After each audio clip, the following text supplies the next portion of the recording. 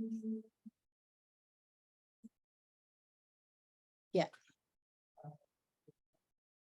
selamat sore, selamat sahabat buat kita semua.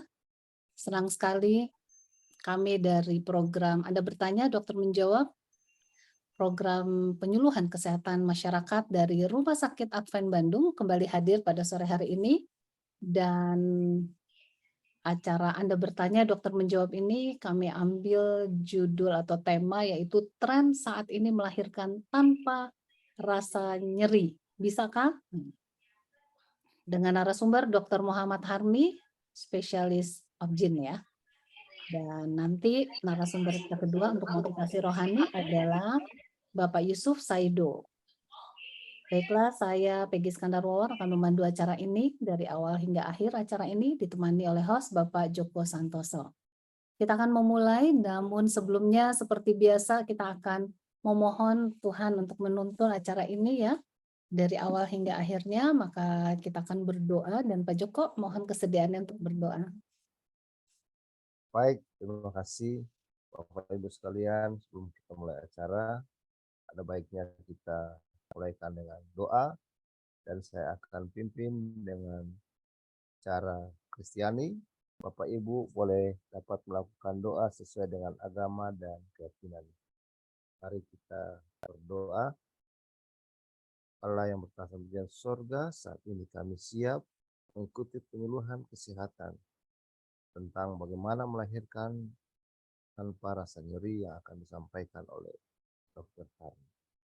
Biarlah semua yang sudah bergabung dan alat yang digunakan serta jaringan boleh berjalan dengan lancar dan materi boleh dapat tersampaikan dengan baik, manfaat boleh didapatkan dan banyak ibu yang akan melahirkan boleh bersukacita menantikan kelahiran yang berbahagia. Bersama kami Tuhan dalam acara ini. Amin. Amin. Terima kasih Pak Joko. Dan selanjutnya saya panggilkan Dr. Muhammad Harmi. Iya. Selamat sore, Dok. Selamat sore. Iya, senang Terima sekali kasih. dokter boleh bergabung bersama-sama kami di Anda Bertanya, Dokter Menjawab. Dan tentunya nggak sabar nih dok, kita mau mendengarkan paparan yang akan dokter sampaikan. Gimana sih rasanya, maksudnya bagaimana kok bisa melahirkan tanpa rasa nyeri? Waduh, saya jadi memikirkan di waktu yang lalu nyeri banget waktu itu melahirkan ya. Dan tentunya orang-orang muda yang sekarang sedang mempersiapkan diri untuk melahirkan ya, boleh menyaksikan dan mendapatkan tips-tips yang baik supaya tidak rasa nyeri, begitu ya dok ya, tanpa rasa nyeri ya. Oke, dokter mau share screen kan ya? Silakan, Pak Joko ya. Nah, Pak Joko silakan. Terima kasih atas kesempatan yang diberikan. Pada hari ini saya coba sharing sedikit mengenai bagaimana melahirkan tanpa rasa nyeri yang merupakan tren saat ini.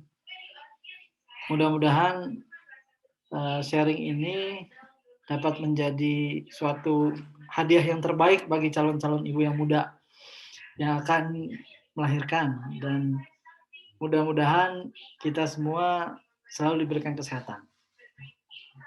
Kita mulai. Sekarang memang akhir-akhir ini banyak pasien yang bertanya mengenai, dok bagaimana melahirkan itu pasti kan sakitnya luar biasa. Nah, kemudian sekarang banyak orang yang tidak kuat untuk merasakan nyeri pada saat persalinan normal. Maka kita membuat metode yang baru mengenai bagaimana rasa sakit itu dapat diturunkan skalanya. Sehingga ibu-ibu yang akan bersalin tidak menjadi trauma untuk melahirkan normal. Dan tentunya angka operasi mudah-mudahan dapat kita turunkan dengan keadaan dan modalitas yang kita punya saat ini. Mungkin dapat di slide selanjutnya. Pak Joko bisa bantu saya untuk slide selanjutnya ya.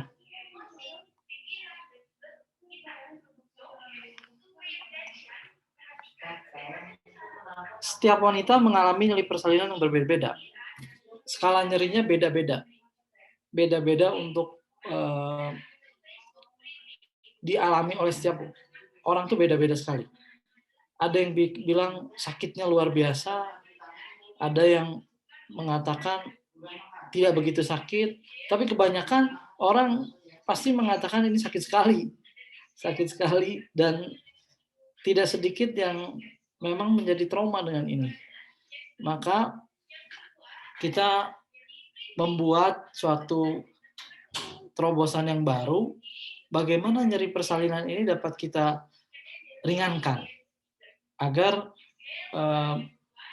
pasien-pasien atau ibu-ibu muda yang bersalin ini dapat menjadi lebih tidak trauma dengan persalinan yang akan dihadapinya. Karena semua orang akan bersalin. Semua orang akan bersalin, akan ingin mempunyai keturunan. Nah, metode ini mungkin mudah-mudahan sangat membantu kita untuk meringankan rasa nyeri pada ibu-ibu yang akan bersalin ini. Terutama ibu-ibu yang memiliki anak pertama. Memiliki anak pertama belum pernah punya pengalaman. Itu yang kita akan edukasi lebih utama sebetulnya. Namun, orang-orang yang pernah mengalami trauma dalam persalinan yang lalu juga akan sangat terbantu mudah-mudahan dengan adanya ini. Slide. Apa sih nyeri pada persalinan itu? Setiap kali kontraksi, pasti terjadi penekanan pada leher rahim. Sehingga mulut rahim itu akan meregang. Itu yang kita bilang pembukaan. Nah, nyeri pada persarafan di permukaan dinding rahim dan vagina dan perineum akibat peregangan atau tekanan dan penekanan kepala pada permukaan saraf itu nyerinya sangat luar biasa. Dan pasien kadang-kadang tidak kuat. Apalagi pasien-pasien harus yang menghadapi induksi persalinan. Itu luar biasa sakitnya. Nah, ini kadang-kadang pasien panik, kemudian kalau panik, dia pasti tidak bisa mengedan dengan baik. Akibatnya sering suka terjadi trauma pada jalan lahirnya.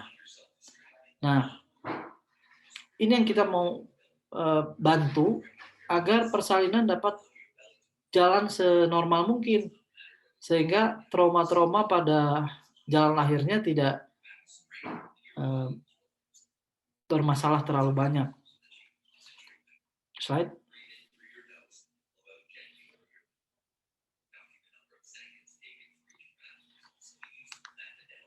Bagaimana kata ibu-ibu yang pernah merasakan nyerinya persalinan?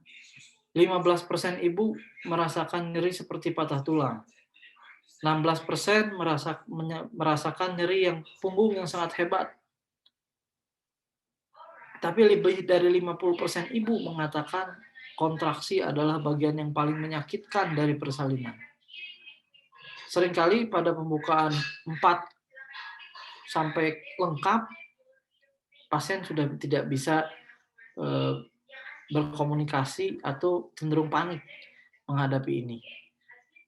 Apalagi kalau kita katakan kepada mereka, ibu harus diinduksi. Wah, mereka sudah pasti sangat takut gitu untuk menghadapi itu.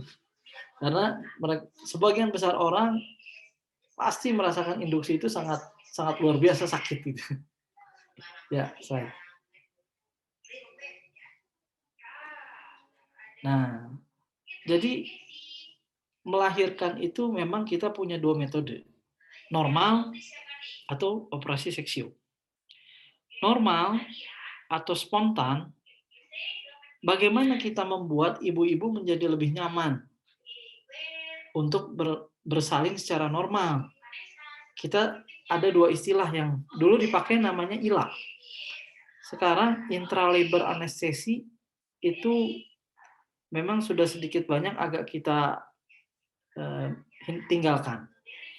Karena ibu kadang-kadang bingung untuk bagaimana mengedan karena nyerinya dan refleks motoriknya hilang semua. Maka kita buat sekarang yang kita namakan epidural anestesi atau epidural labor anestesi. Itu akan lebih aman, lebih nyaman ibu, dan angka untuk mengedan, angka asfiksia atau bayi kurang baik setelah bersalin itu dapat kita turunkan. Slide. Nah, ini adalah metode epidural labor analgesi. Nanti ada kita dibandingkan dengan intralabor anestesi. Apa sih bedanya? Ini bedanya. Metode epidural labor anestesi dilakukan dengan memasukkan selang atau kateter melalui jarum yang lembut pada ibu. Kemudian setelah kateter masuk, jarumnya dicabut. Dipasang pada pembukaan 45 biasanya. Karena pada pembukaan 45 itu nyeri kontraksi rahim sangat luar biasa. Nah, adapun mobilisasi ibu, misalnya ibu jalan-jalan supaya bayinya turun, dilakukan pada pembukaan-pembukaan awal, pada saat pembukaan-pembukaan 0 sampai 3. Pembukaan 1 sampai 3 kita minta ibunya mobilisasi. Nah, pada saat masuk pada pembukaan 4, tentu skala dan frekuensi dan intensitas nyerinya akan sangat bertambah. Maka kita buat dengan dokter anestesi metode epidural ini. Dan proses pemasangan ini sekitar 10-15 menit. 10 menit sih biasanya. Kemudian nanti akan dihubungkan kateter itu dengan syring pump yang berisi obat anestesi. Nah, keuntungan dari epidural labor anestesi ini, dia hanya menghambat refleks sensoriknya. Motoriknya masih bekerja. Jadi skala nyerinya yang diturunkan, pasien masih bisa merasakan kaki, masih bisa ada tenaga di kaki. Ini sering kita bilang walking epidural.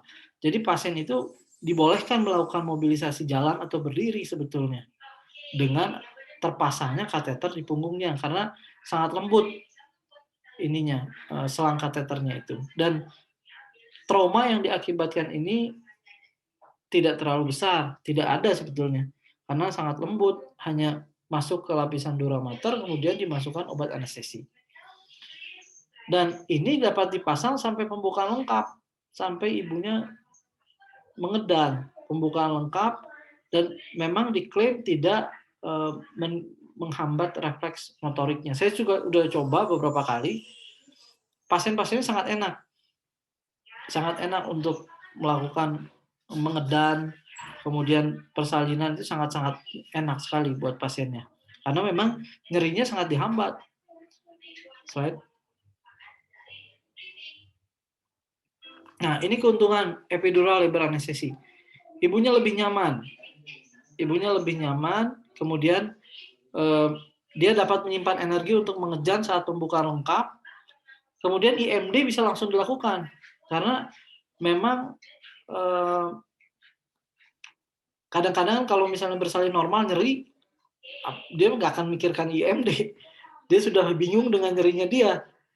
IMD atau inisiasi menyusui dini itu tidak susah dilakukan. Nah, kalau pada pemberian epidural labor anestesi ini, dia karena nyerinya memang tidak ada, otomatis kita akan melakukan IMD secara langsung. Dan proses persalinan normal itu memang lebih cepat sembuh dibandingkan seksio. Nah, kemudian obat bius yang masuk ke selang kateter itu lebih minimal dibandingkan ILA. Nanti saya jelaskan setelah ini bedanya apa dengan ILA ini. Slide.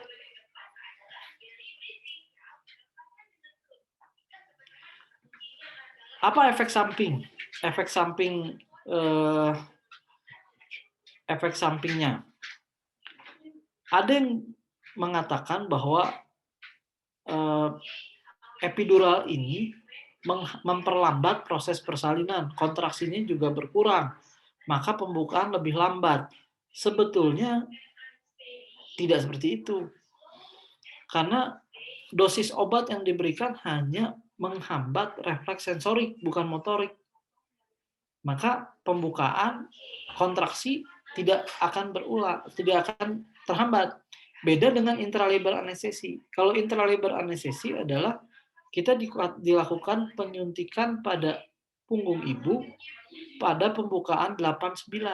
Tidak bisa pada pembukaan awal karena tidak dipasang kateter. Kateter hanya disuntik kemudian diberikan dosis obatnya dan itu biasanya menghilang setelah 2-3 jam. Nah, keuntungan epidural dibandingkan intralebar anestesi itu sangat juga berefek pada refleks motorik sehingga ibunya kakinya lemes sekali. Dia nyerinya hilang, kontraksi juga hilang, rasa nyerinya, rasa ingin mengedannya. Jadi kadang-kadang kita kesulitan untuk memimpin persalinan karena ibunya tidak tahu kapan harus mengedan. Beda dengan epidural ini hanya sensoriknya yang di sebagian besar akan dihambat.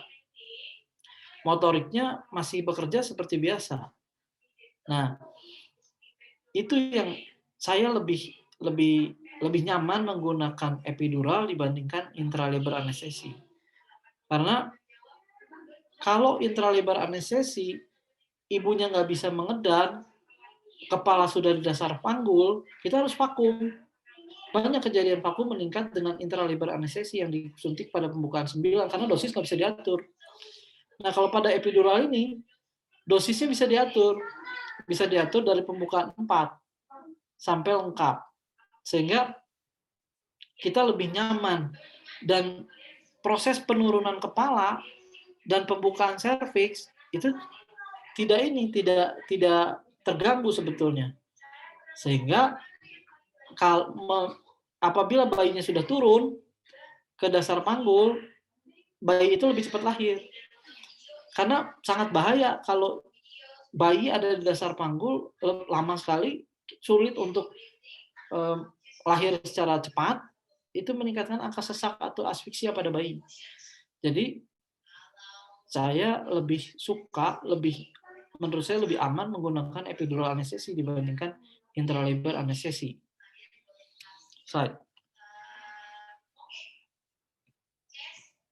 Nah, nyeri pada pasca suntikan sebetulnya lebih tidak nyeri dengan epidural karena lokasi yang disuntik itu lebih luar dibandingkan yang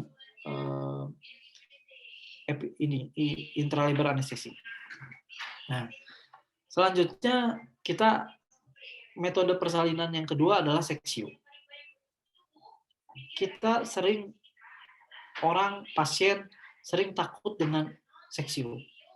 Bagaimana penyembuhannya, bagaimana setelahnya, nyeri setelahnya bagaimana, dok saya menggigil setelah operasi seksio, jalan lebih lama. Kita ada mengenal yang dinamakan ERAX, Enhanced Recovery After Cesarean Section. Sebetulnya ERAX ini bisa digunakan pada semua jenis bedah abdomen, tidak hanya seksio. Seksio kita kenal Enhanced Recovery After Cesarean Section. Bedah abdomen lain kita katakan ERAS, Enhanced Recovery After Surgery. Contohnya operasi appendix, operasi kista, itu dapat dilakukan dengan ini. Slide. Nah, memang persiapan itu ada praoperasi, ada intraoperasi, ada pasca operasi. Itu nanti prosedur akan kita lakukan dan akan kita jelaskan kepada pasien pada saat pasien memang akan mengalami operasi ERAS atau ERAS. Slide. Nah, ini praoperasi puasnya lebih pendek. 6 jam makanan dan 2 jam minuman, kemudian minum minuman manis 2 jam sebelum operasi. Ini boleh dilakukan, boleh enggak. Kemudian kita berikan obat mual sebelum operasi. Kemudian kita akan berikan edukasi karena mobilisasi harus dilakukan lebih cepat. Tapi memang operasi ERAS sudah kita kerjakan di Advent. Perawat-perawat sudah tahu bagaimana memberikan edukasi dan persiapan pada pasien-pasien. Slide.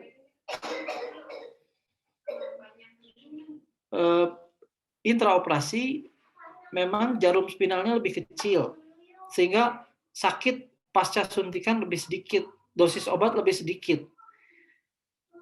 Manajemen nyeri akan lebih sedikit karena tim dokter akan menyusun manajemen nyeri pada pasien.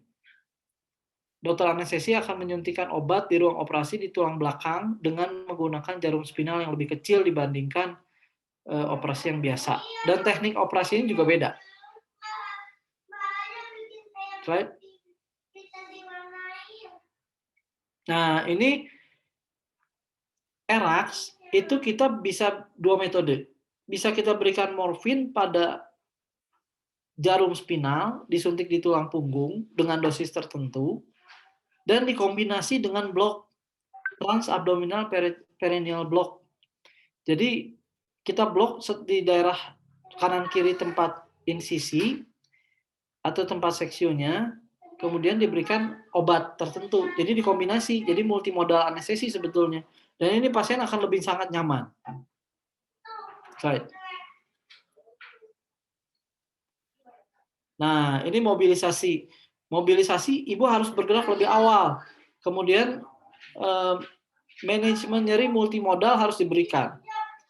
Kemudian pemberian, kan biasanya kalau operasi kita pasang kateter urin dapat dilepas dan lebih cepat agar ibu dapat buang air kecil lebih cepat, sehingga mobilisasi pun akan lebih cepat bisa dilakukan. Kemudian anak juga akan diberikan ASI lebih cepat dibandingkan yang tidak menggunakan ERAS karena nyerinya sangat berkurang. ERAS itu adalah suatu tindakan untuk meminimalkan skala nyeri pada operasi. Outcome yang sudah saya lihat pada pasien sangat baik pasien itu. Cuman memang kita harus kombinasi anestesinya. Dosis morfinnya kita harus atur, kemudian blok setelah operasi juga dilakukan. Slide. Kenapa lebih cepat pulih? Ya, karena mobilisasi dapat dilakukan lebih awal. Sehingga pasien merasa lebih segar, pasti. Lebih enak. Karena mobilisasinya memang dilakukan lebih cepat, sangat lebih cepat dibandingkan yang metode konvensional biasa. Right.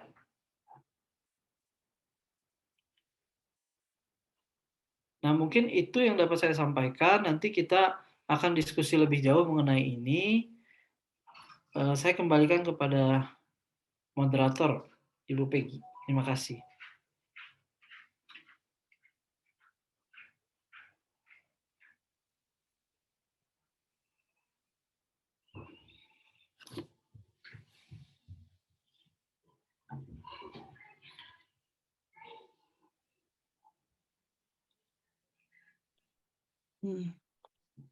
Iya.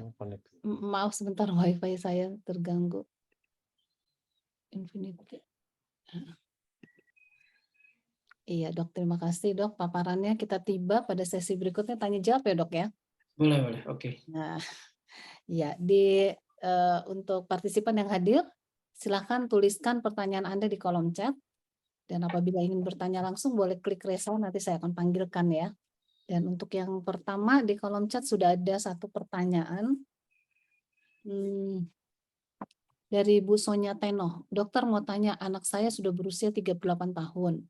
Ya. Baru punya satu anak dan sudah berusia 6 tahun dan sekarang pengen punya anak lagi. Apakah itu berbahaya atau berisiko tinggi terhadap kesehatan janin? Ini maksudnya mungkin karena usia ya. Gimana dok? Sebetulnya memang kehamilan itu akan beresiko apabila kita umur lebih dari 35. Hanya resiko yang mungkin terjadi kita minimalkan. Karena hak pasien untuk memiliki anak. Nah, resiko memang tinggi, tapi selama kita bisa meminimalkan resikonya, mengendalikan faktor risiko, mudah-mudahan bisa hamil. Karena kecuali anak sudah lebih dari 3, itu lain hal. Kalau anak masih 1, usia lebih dari 35, apalagi menikahnya dia mungkin tidak di usia agak terlambat gitu ya dok.